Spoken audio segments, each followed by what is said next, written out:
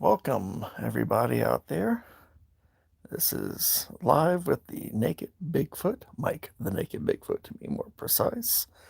Um, with tonight's discussion, well, it'll be a two-part discussion. This being the first part, it will be a frank and open discussion on the religion of voodoo. But before I get started, I'd like to make a few disclaimers. All views and opinions are strictly of the host, Mike the Naked Bigfoot. In no way, and if you have small kids in the room, some of the subject matter will be, can be a little trying. Also, I am here only, the Mike the Naked Bigfoot is here only for entertainment and informative discussions only. I'm not here to dissuade you or persuade you one way or the other. There will be occasional foul language, so if there are any sensitive people that join in, or if you have any children in the room, I am well known for dropping the F-bomb on occasion. And in discussing, in tonight's discussion, it will be rather graphic and at times. So you have been warned, but I hope you stick around and listen and perhaps learn a little bit. All right, on with the show. As I've already stated, tonight's discussion I broke up into two parts on the religion of voodoo. For those who may or may not know me, or have seen some of the shows on YouTube that, hey, Papa Joey, I was about to mention you as a matter of fact.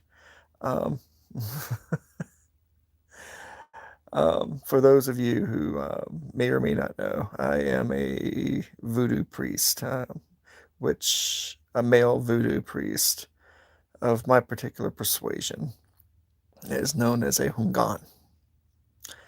But if you'd like more of a backstory and an interesting and sometimes rambling discussion, I strongly recommend that you go to the YouTube channel that's run by some amazing guys. It's called The Truth About Beer and. They've had me as a guest on their show on a couple of occasions. And one of the occasions, well, two of the big occasions I'd like to point out was one we were talking about spirit guides, but the other one we were talking about voodoo.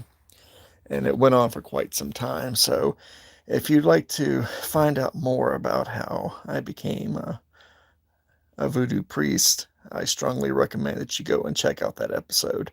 I do have that episode of The Truth About Beer and pinned to my Twitter account. So if you go to Voodoo3 or look up on Twitter Mike the Naked Bigfoot, you'll see that episode is pinned to my account if you go to my information about me. And that was again a frank and informative discussion that we had about voodoo in general. But tonight,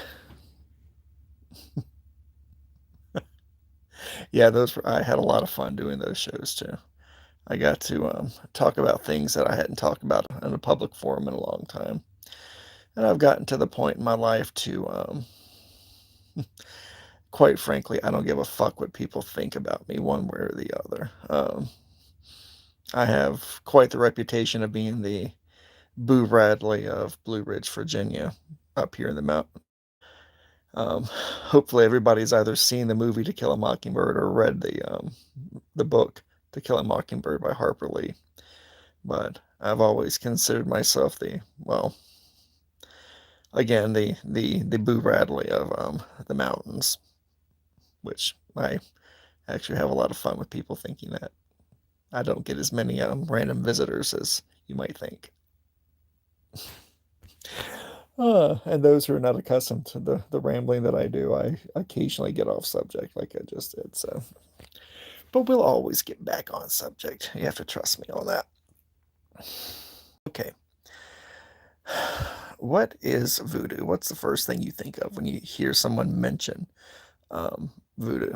You may think of how it's presented on television and shows, especially some of the horror shows that have shown them, like the Vampire Diaries. It was featured on that.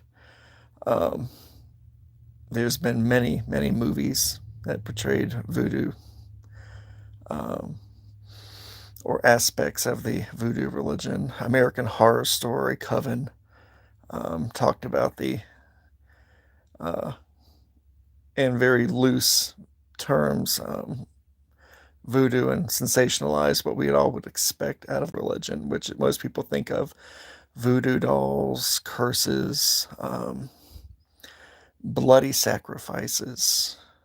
Um, they don't see voodoo as being, it seems to be a lot of people in modern days, especially in modern Christianity, see voodoo as being evil, as mere steps away from hell or with Satan.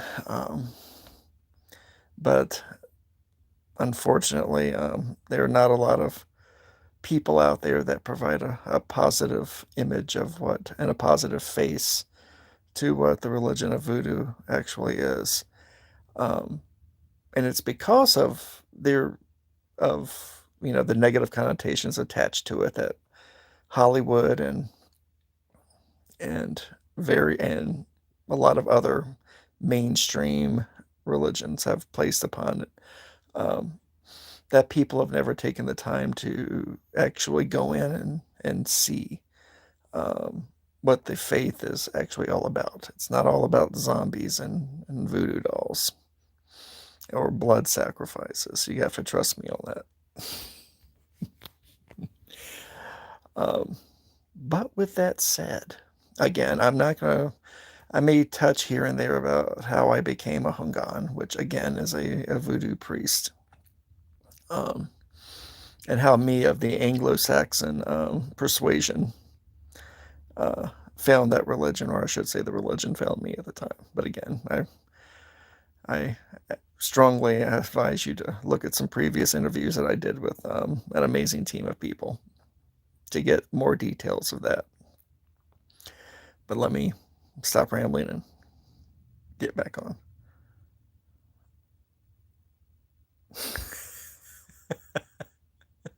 Is it the blood that you love? um, Let me tell you first about what voodoo is. It's a very complicated religion.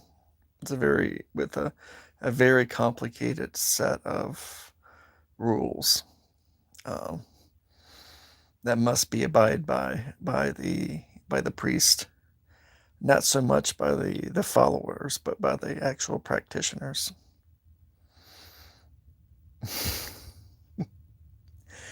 um,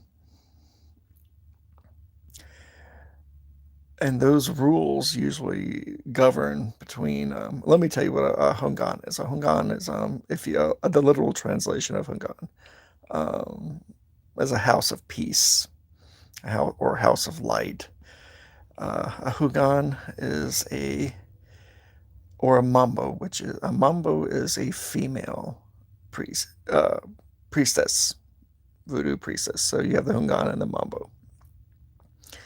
Um, those terms are not interchangeable whatsoever. You would never call a female uh, priestess a Hungan, and you would never call a Hungan a Mambo.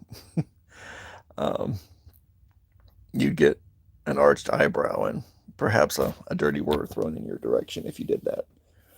Um, we take great pride in our titles. But with like any religion, the priest, the Hungan or the Mambo, is the moral focus, moral compass of a community.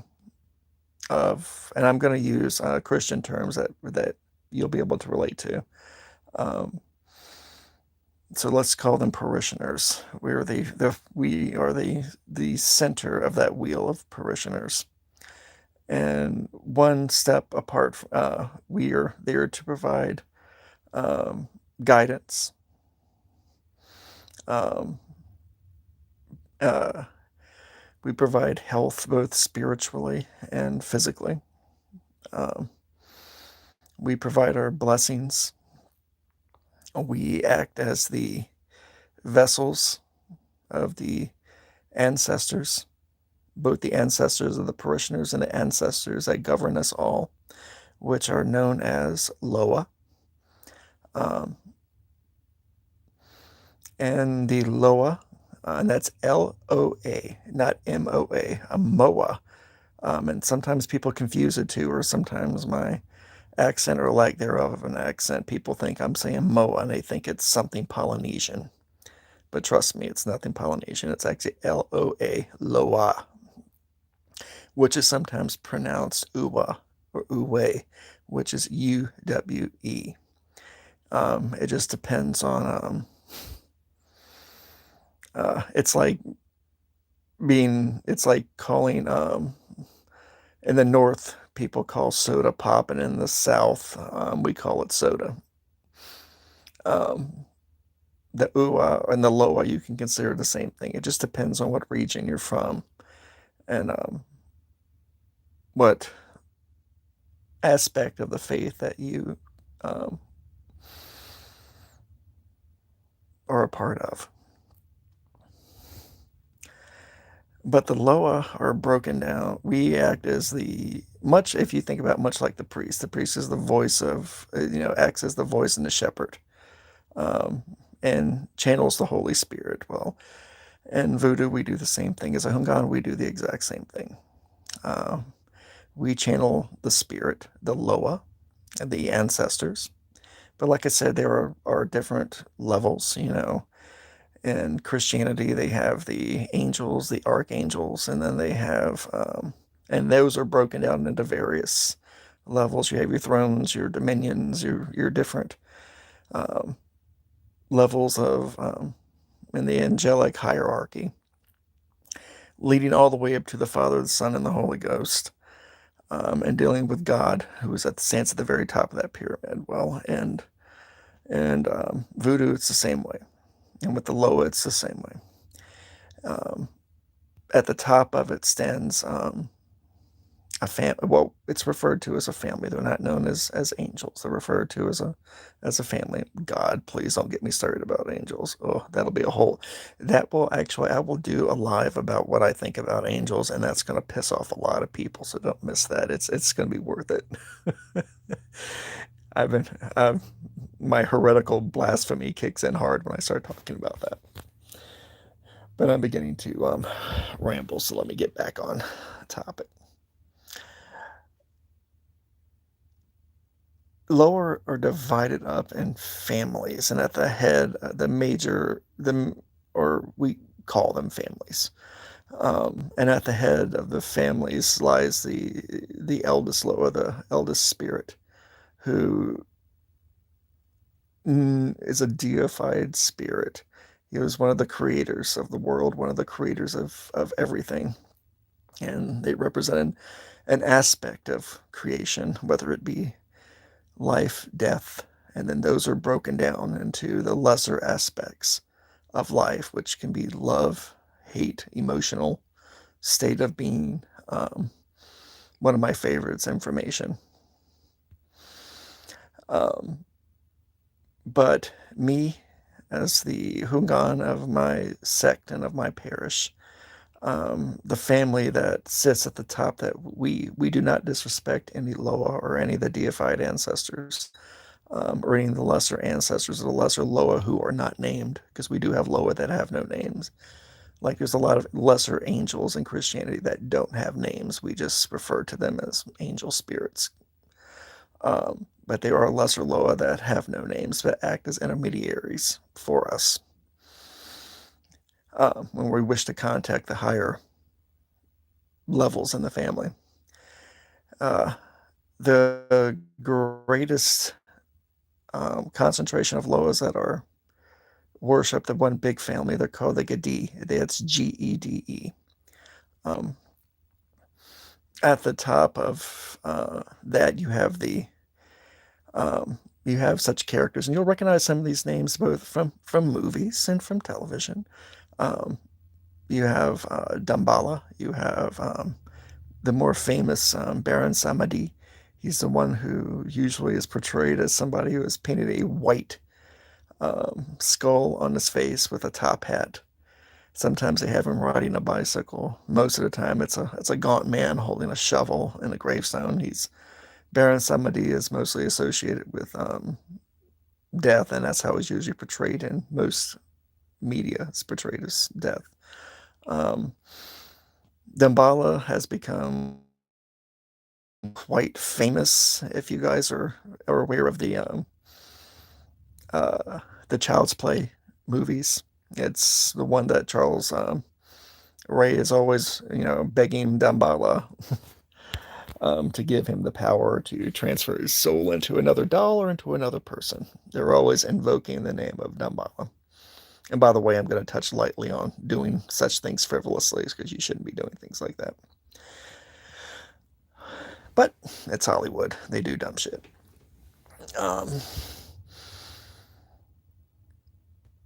Like I said, they're within many names. There's Asuli Red Eye. They were members of the Gade faith. Hey, how's it going? More people have come in. It's good to see you guys. Welcome to the chat. Like I said, it's my style of discussion is in your face and kind of rambly, so bear with me. I promise to entertain. But I was again talking about the law in general. Um,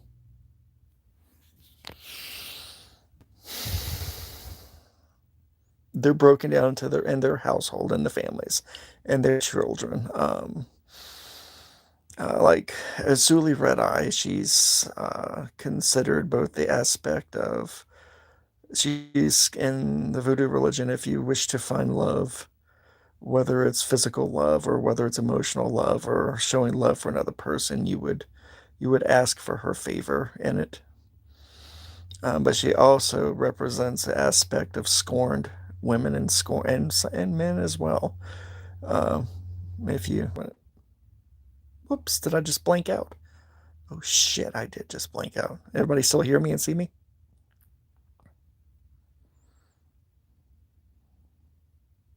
Am I still on, guys?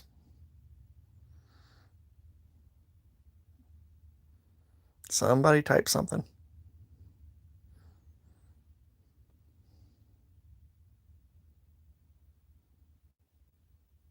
Yes, thank you. Sorry, there's a delay. There be a delay. I went out for a second there. You guys, I blinked out of existence for a moment and came back. But her other aspect, which is the red eye aspect of Rasuli, is one of vengeance upon men, which she can do with a vengeance. Now, with that said, I've already touched base at very good. As long as you guys can hear and see me, you don't want to miss this face.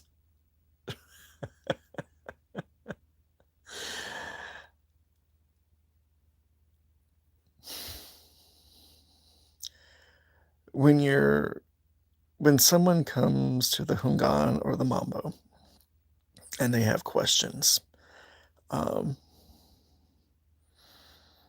usually if it's something that you can answer, you'll answer it. But if it's a question or a concern or a problem that they don't think that can be solved on the earthly plane by somebody like me providing guidance to them, usually we perform a ceremony, um, or we can call it a ritual.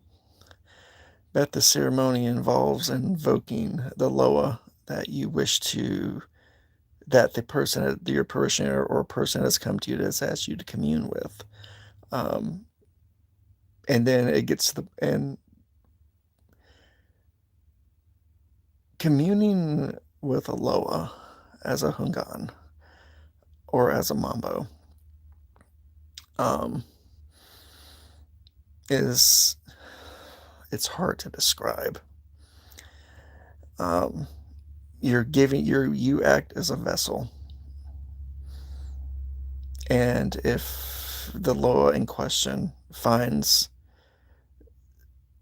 the question or the information that you seek worthy, um, they will enter your body physically. Um, to put it in more paranormal terms, you're possessed by the Loa. In the voodoo faith, it's called being ridden by a Loa. Um, but to be able to persuade them to ride you, to possess you, to take part in the ceremony, so this person can find peace or answers. Um, you usually have to set up an altar, and it's a ritual that does involve music. It does involve drums. It does involve singing. Usually, the singing is using the name of the say Baron Samedi, also known as the Baron of Saturdays. Why? Because the best time to contact him is on Saturday, because most funerals are performed on Saturdays, and nobody of the Voodoo faith can be buried on any other day, because the only day that Baron Samedi will dig your grave is on a Saturday. Thus, the Baron of Saturdays, Baron Samedi. In case you didn't know that. um, and say I was trying to have him to commune with him and have him ride me to be able to communicate with the person with the questions. Um, every Loa, they're like people. You have to think of them. They have mortal tastes. Um, and they like to experience, they like to experience the physical world. And if you're trying to summon Baron Samedi, you would, of course, you'd have to get his attention by putting on the altar really good tobacco, pipe tobacco, or cigarette tobacco. He does like to smoke. You would put 3 shots of white rum on there. You'd provide 2 bricks of charcoal on there as well. But you're building, if you think of it this way, you're building a door with these items. But you need a key to open that door with these items. You need a key to charge that door up and open up. Think of it as an elevator door that has no electricity, and you've built it up with these physical items to get his attention. That's when the blood comes into play. You would have to offer a sacrifice to unlock that door for him to step through it. And the sacrifice can be anything and it's a blood sacrifice. It can be anywhere from as small as a chicken to as large as a horse. I've only done one horse.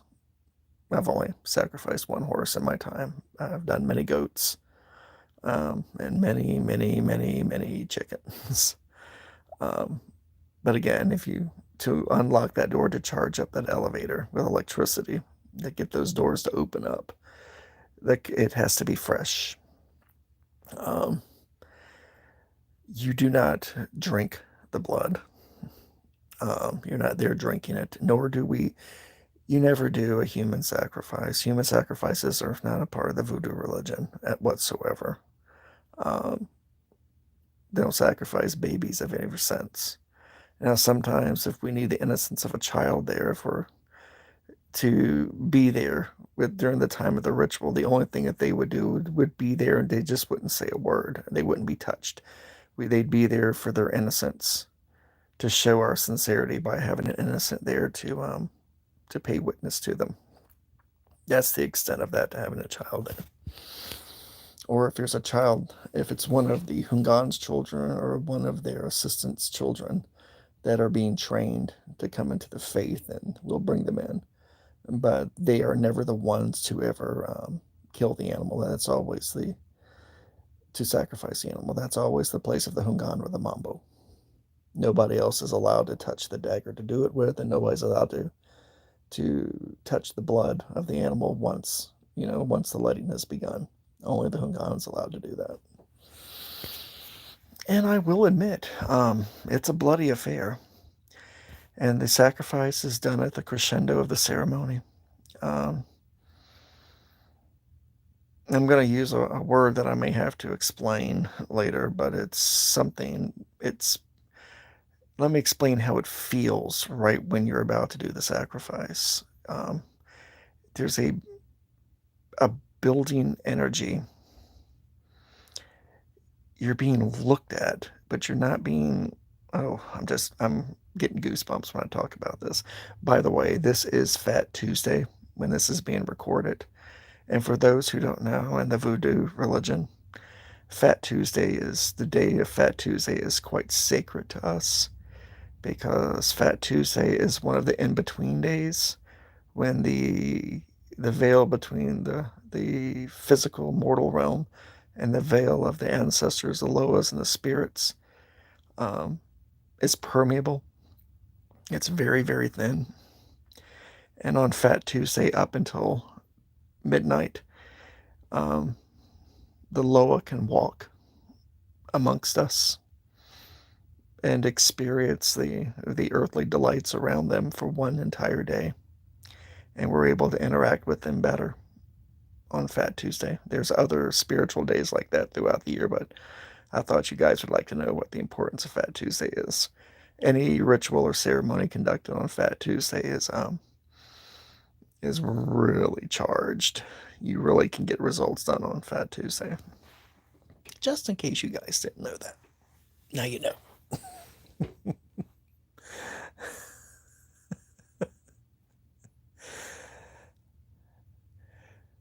Yeah, Fat Tuesday is sacred.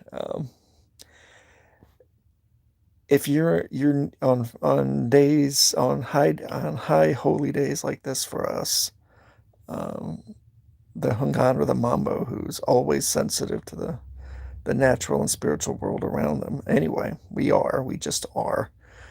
Um, one of Usually we avoid cemeteries at this time on Fat Tuesday. We avoid going to cemeteries um, because they're crowded with spirits, both of the ancestors and of the Loa, they're walking amongst each other in the cemetery. And it's like walking through water when you're there. It's like you're walking through a room full of cobwebs, brushing against your face. Um, I get extremely claustrophobic in cemeteries on days like Fat Tuesday. Um, the place is filled with them, and I've always been curious why didn't more paranormal investigators go out to haunted locations or cemeteries on high days like Fat Tuesday to go in and do their investigations with their equipment. Because I'll guarantee you'll get some hell of a responses if you do it. It might scare the ever living shit out of you, but you'll learn something. But let's get back to the ceremony. Um, when the ceremony builds by degrees, by levels as it's building, it starts off as a simple chant, um, and then we add some drums to it, and then we begin to sing the praise, and we begin to sing the praise of the ancestors that we wish to invoke. Um, by the time we reach the crescendo of it, when it comes time to actually perform the sacrifice to open the door. And the sacrifice has to be, believe it or not, if it's a chicken, depending on who you're trying to contact to get to come through, they come through the door into you. It just can't be any chicken. I shit you not. Um, Believe it or not, it's, if people don't know have seen that chickens come in many colors and types, and both the hens and the roosters. Um, Baron Samedi, because we're talking about calling him up. If you're calling him up, you want a black rooster to do it with him. because a black rooster is sacred to him. Horses, white horses, and some black horses, depending on the breed, are sacred to him. Um, if it's a goat, believe it or not, it would have to be a white goat for him. That's the only time he deviates from the color spectrum. And he prefers nanny goats over, male goats. He likes a young nanny goat. But when you reach the top of the ceremony, right when you take the head off of the chicken on the altar, and usually I will tell you what it feels like when you get there. You have the eyes of the faithful there on you, but when you're actually performing the ceremony, you can feel the eyes of something else, of what lies beyond our sight, the world in which they exist in, that the Loas live in, that the ancestors dwell in, that the Gadi family have built their home in. Um, they're all watching you to see if you're worthy enough to have their attention. So you want to do everything right, and you want to go into this with the best of intentions. You want the person who's come to you to seeking answers to have the best intentions. I'm saying if somebody came to you, because I personally, if I'm seeking answers, I would do the same thing, except for I would not have somebody, I wouldn't have the supplicant, the person that's coming in to ask, I wouldn't have anybody there sitting in front of me waiting for the Loa to ride me, to answer their questions. They would ride me and they would speak to one of my assistants and answer all the questions that I had in my head, plus more. Um,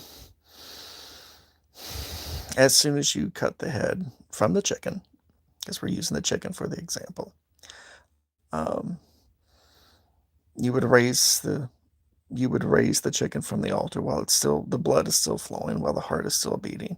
You'd raise it above your head and let the blood pour down your face. You want it to pour into both of your eyes. You want some to go around your mouth, and you want some to flow around your ears when you're doing that. Why, you may ask? Because you're having the Loa use your eyes, your mouth, and your ears. They're using your eyes to see, they're using your mouth to communicate, and they're using your ears to listen. So you became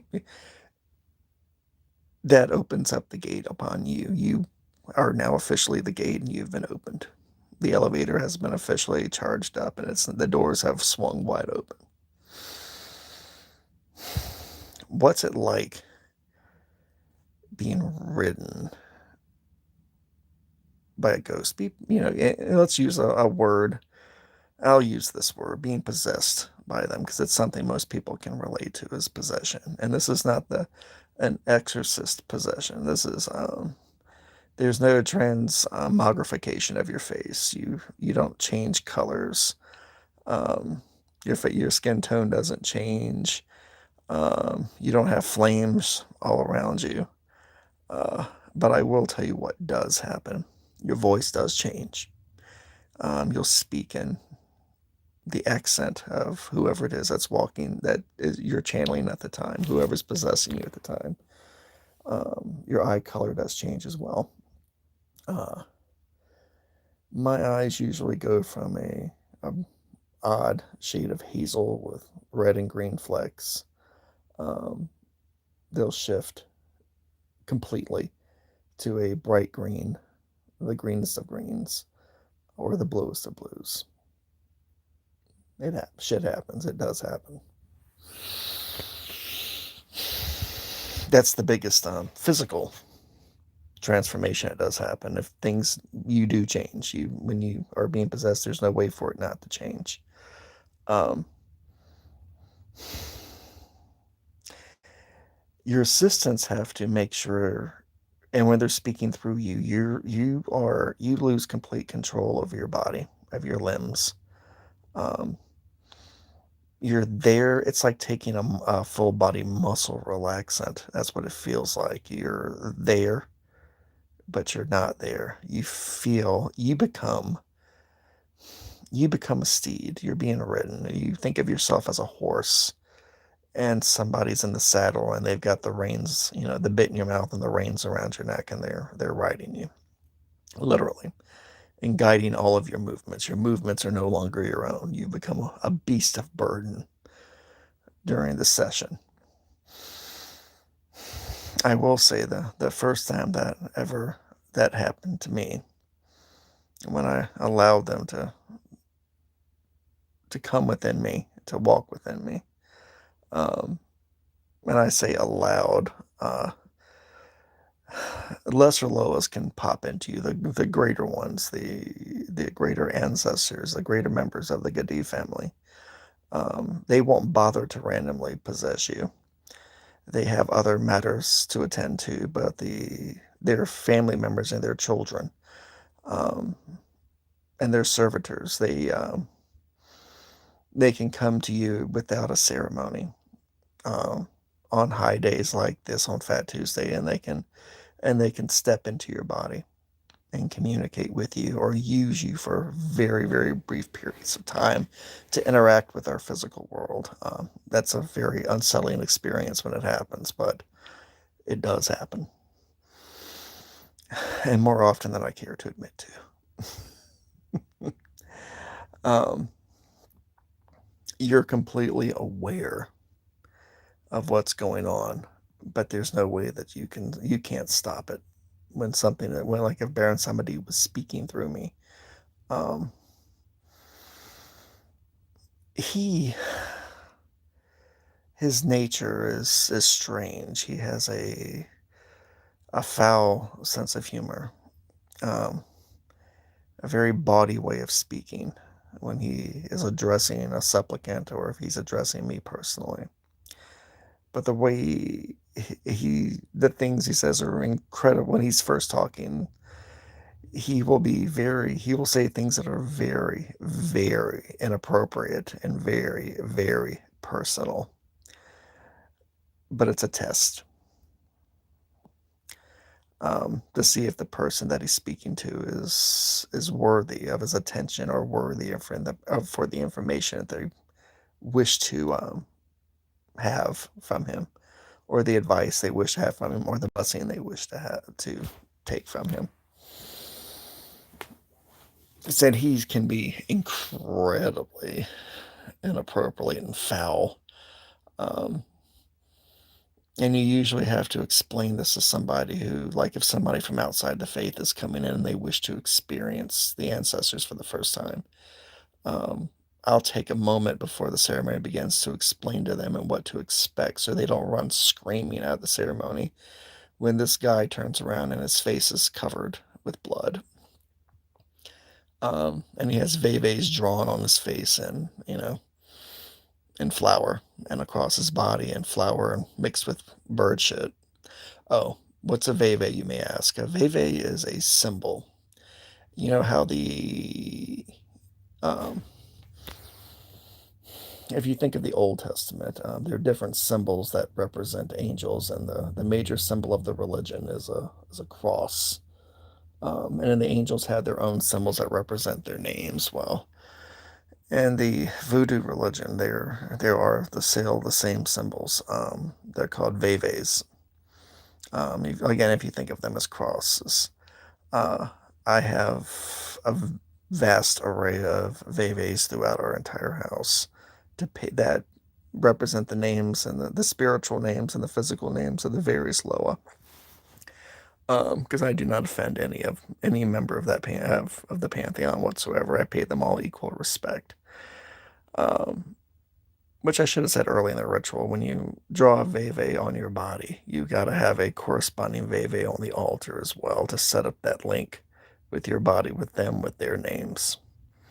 Because as you'll find out during the course of this conversation, that names are incredibly appropriate. I mean, important. Um, and you'll hear from other videos that I've done that it took me decades to realize just how important names are. in the spiritual, supernatural, and paranormal and metaphysical world. Um, to name something is to take a bit of power away from something, or to invite the power away from something. Son of a bitch. I don't know what that message was.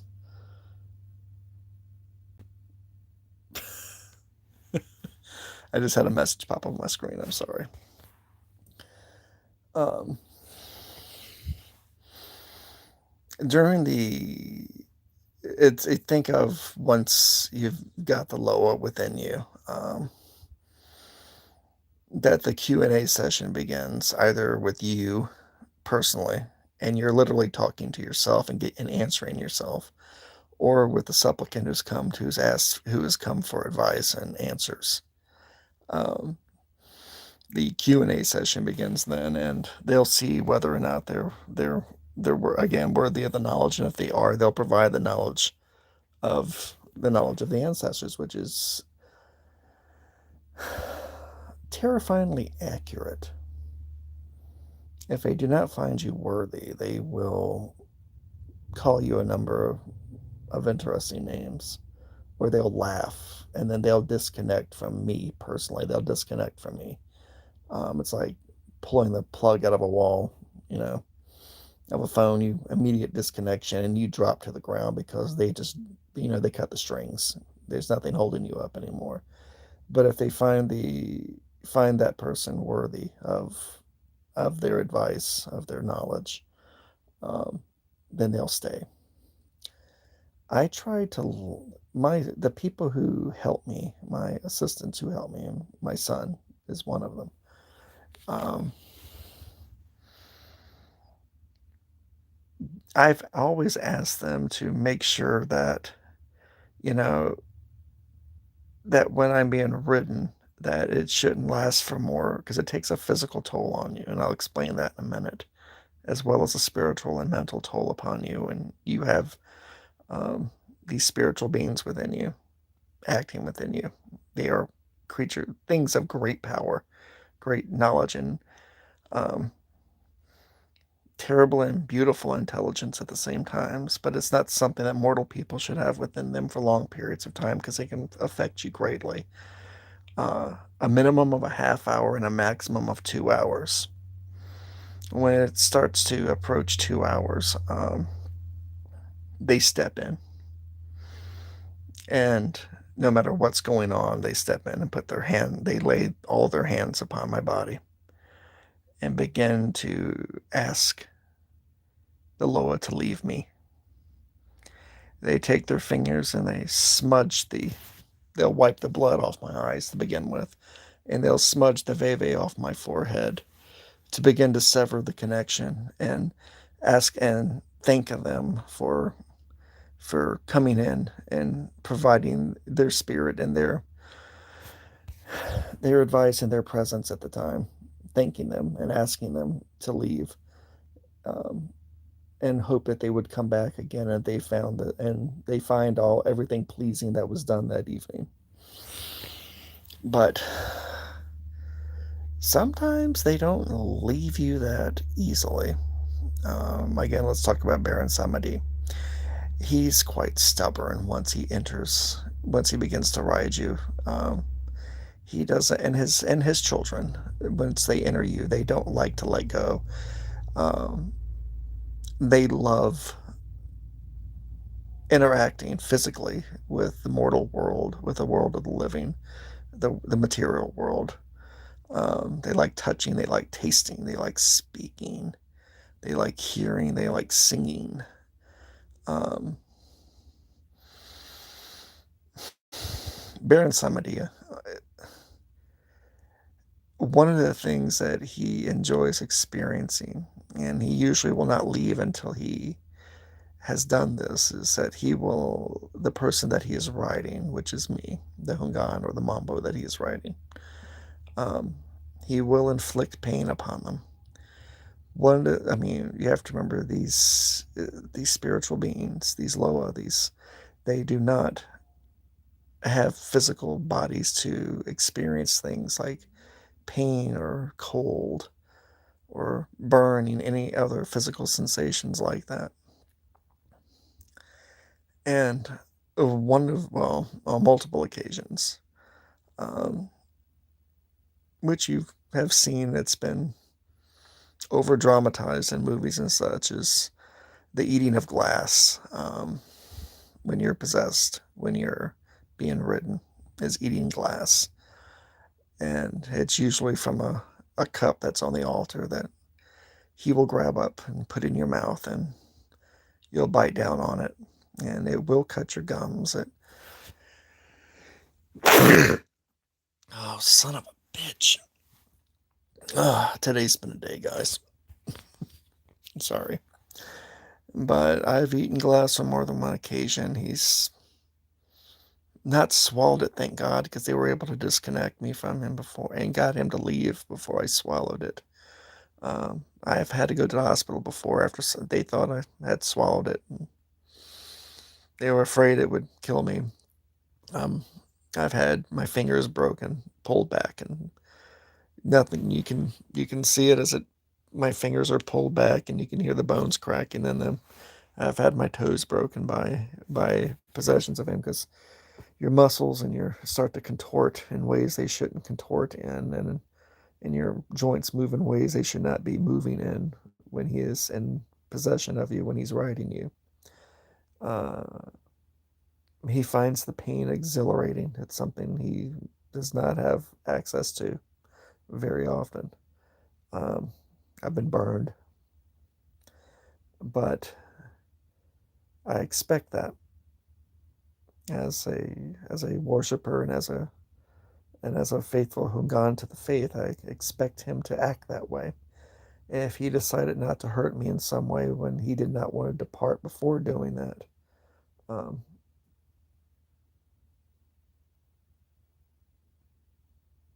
yeah, I told you a little bit about that. You it Not everybody or not all low or sadistic when it comes to things like that. He just happens to. I'll tell you what, Baron Samedi might be many things, but he is quite privy to secrets and to knowing everyone's secret. So he's a he's an interesting Loa to go to, an interesting ancestor to go to, and he'll always give you the correct answer. And he's terribly blunt about the answer and very honest about the answer, because if it makes the person asking the question squirm, he gets a great deal of joy out of that. He'll laugh himself stupid um, when he's doing that. Um, but if you're a casual observer watching this, it's quite unsettling. I've had people come in. I've actually had a number of. I've used to before I got to be an old fart. There was a number of professors at some of the local colleges that taught world religions and comparative religion classes, and we would invite them out to. We got along well enough to where he'd bring some of his students out to some of the ceremonies out there. And I have to say, I had more than one student that would get up and leave. He would never leave. They would never. The teachers would never leave. But the out of respect. But the college students would get up either, especially right after the bloodletting, or if I was talking to having a Loa ride me that was causing me pain, or breaking something, that they would get up and leave, or they would throw up in the bushes. um, it was always fun having them out to see it, because I firmly believed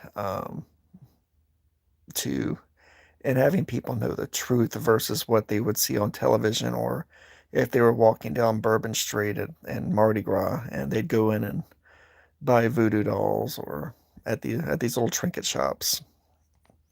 They were buying paraphernalia for my religion, and based on the Hollywood version of what they believe what voodoo was and is. And I prefer to have people know the truth. And that's why I would have, the students out to watch it. It was a lot of fun.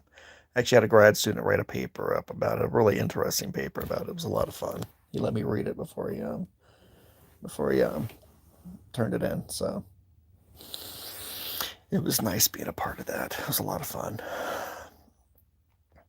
Let's see, it's 9:51 right now here on, and East Coast up here in the mountains, and I have a raging headache.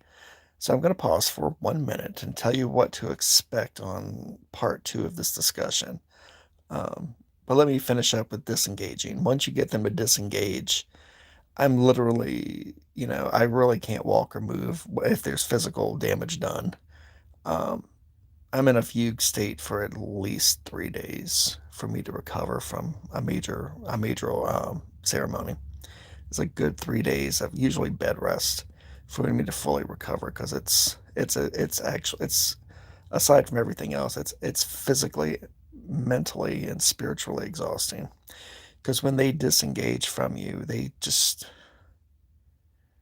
like having your eye, it's like having you're filled with joy, but then somebody just immediately snatches that joy back out of you, or they cut your hands and your feet off, and you just feel helpless. Um, I'm not saying you feel depressed,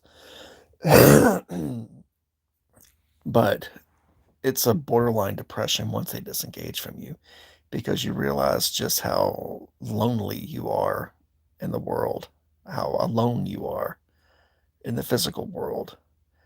Um, After sharing for a very brief period of time something greater than you, and then it disengages and leaves you, and you're alone again, you're empty again until they come back to you.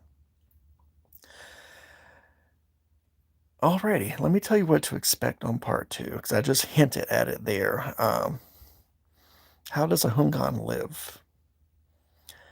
There's a ceremony that a lot of Hungan and a lot of Mambo do as well. And I told you that at certain times, like tonight, that you can, be wantonly possessed by a Loa. They'll just pop into you briefly and leave.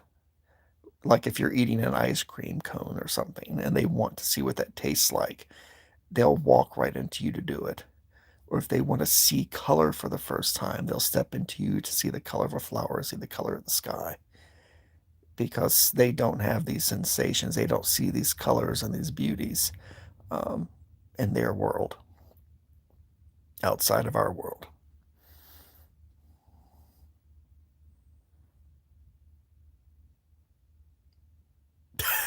Oh shit! See, I wasn't going to say anything about the State of the Union because I've got a um, I've got a house full of white people downstairs that are watching it right now. I'd much rather be doing this than talking about that. Trust me. But hopefully, we'll get more people. I'll see it at the end of that. But there is a particular ceremony that was taught to me. It's to where it's called a permanent writing situation. It's more complicated than that, but I'm just going to call that for tonight. Where you invite a number of Loa to inhabit your body permanently. They're always with you. They never leave you. But we're going to talk about that more uh, on part two because it's very interesting. Because when you're alone in a room, you're never alone. Um, what parts of your body do you give them access to when they live with it, when they dwell within you?